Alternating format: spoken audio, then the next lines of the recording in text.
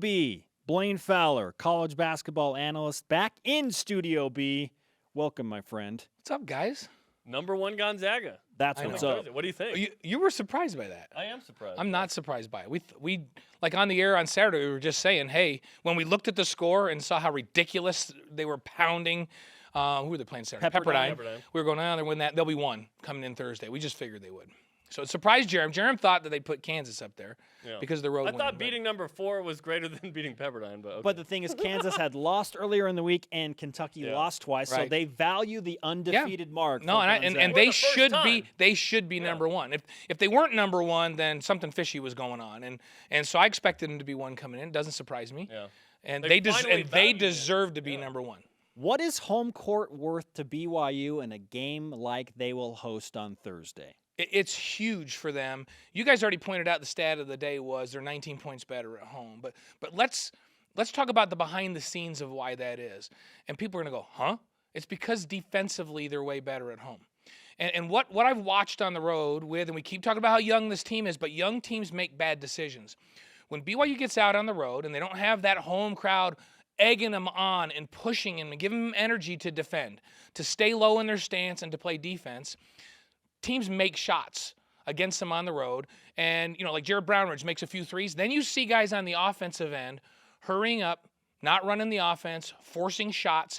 So these young guys think there's too many great scores from high school that think, I got to go get that back. Brownridge just made 3 straight threes. So I personally am going to go get that back. And they get out of the offense and they force shots on the offensive end. So their shooting percentage comes way down on the road. Their offensive production comes way down on the road, because they don't defend as well on the road. Is that making too much of a jump that defense leads to offense? This team plays better defense at home. And, that game Saturday night, we saw the other team make some shots, but BYU would get stops when they needed them. They'd get out and run. They had better shot selection, and they end up winning that ball game. I think it's because they play better defense. And if they're going to beat Gonzaga, which is a big if, right? They're going to have to play the best defensive basketball game they've played all year, bar none, not even close. That's their only chance, is to be good on the defensive end. And that means defending inside, defending the dribble drive with those bigs, and keeping them out of foul trouble.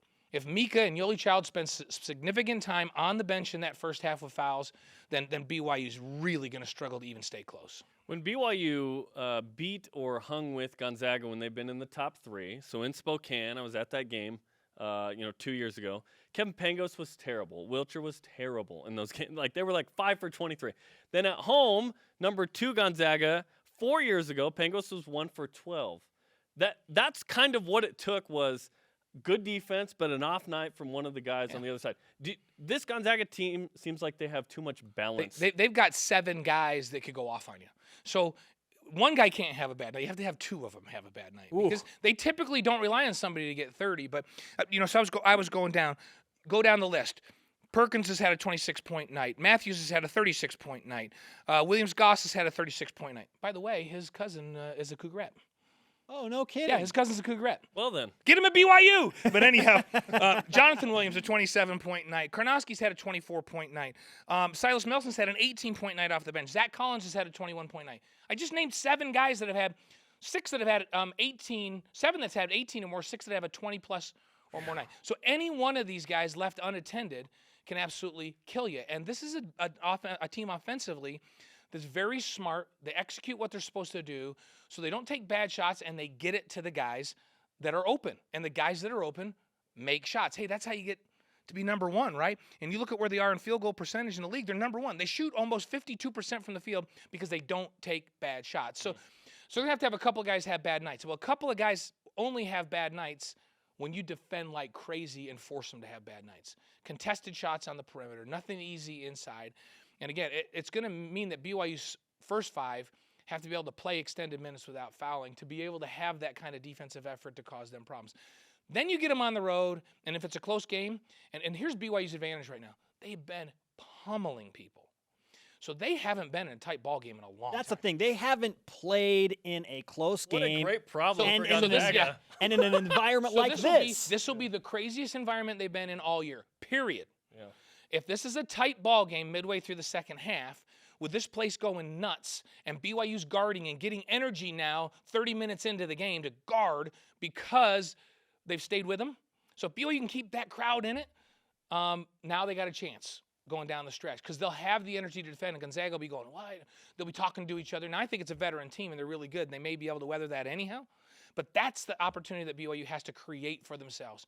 They got to find the defensive moxie to get out there and guard guys and keep this thing close and take good shots and not be in a rush to get them to that 10-minute mark of the second half where this crowd can just take advantage of the crowd. BYU has to take Yes. advantage of the crowd. And a curious thing is that, so BYU's beaten them up there the last couple years. But remember, they've beaten them in the first game of the season series every time. So they beat them up there because it's been 2 years ago was the last game of the regular season. right. But last year, I think, it's like, how do they beat them up there and then they come down and get beat? Well, BYU's coming back into that second game where they won. Used the same formula, and Gonzaga went, okay, this didn't work at home, so this is what we have to do. And I thought they executed their game plan perfectly last year here on the road. Well, this is the first meeting. A lot of new faces for BYU. Mark's a fantastic coach, but still the first time he's seen a bunch of these guys. This is a crazy environment.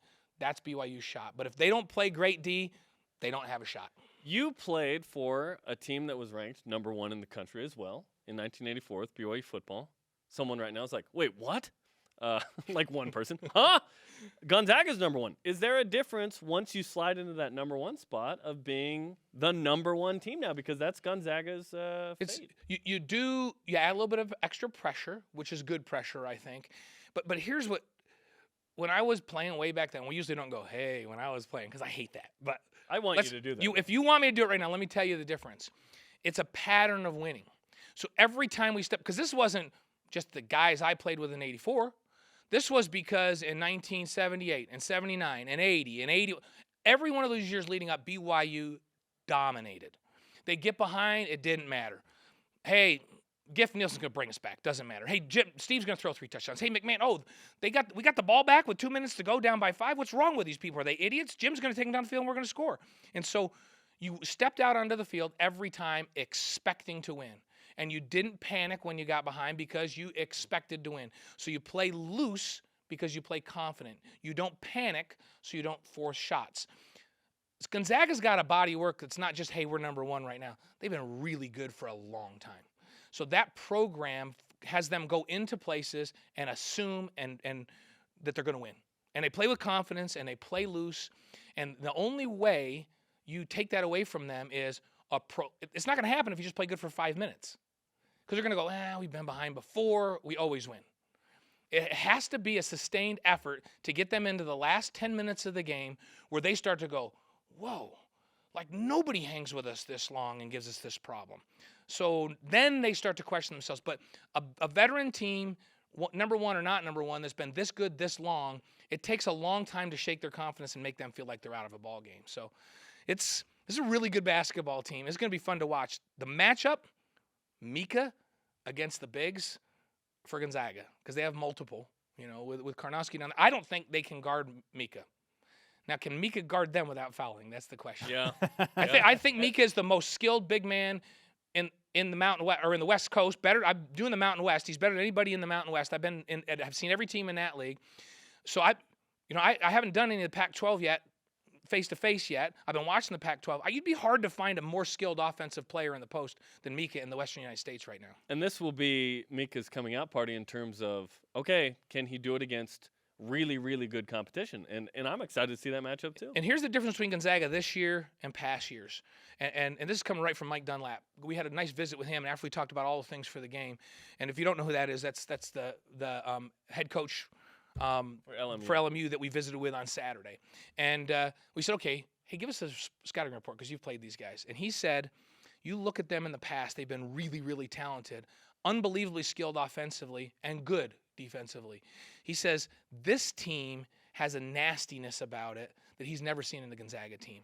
And like it or not, Gonzaga's had a reputation, even when they get into the tournament, they just don't have that edge. Being a little soft, right? They're just not nasty. They're a finesse team.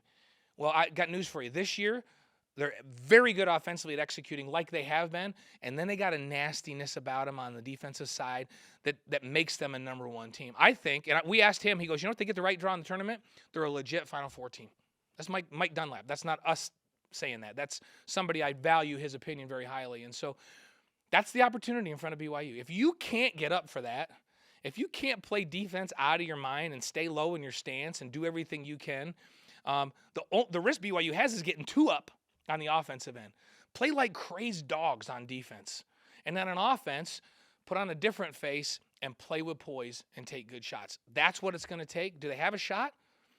You know, would you tell me there's 1 in 1,000? Well, maybe more like 1 in a million. But I'm telling you, there's a chance. Yeah.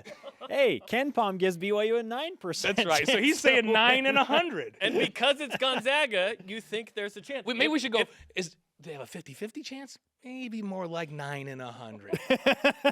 So you're telling me there's a chance? Yeah, I'm telling you there's a If chance. you change the jersey, you'd be like, no chance. If you said North Carolina was in here #1, you'd be like, oh, no way.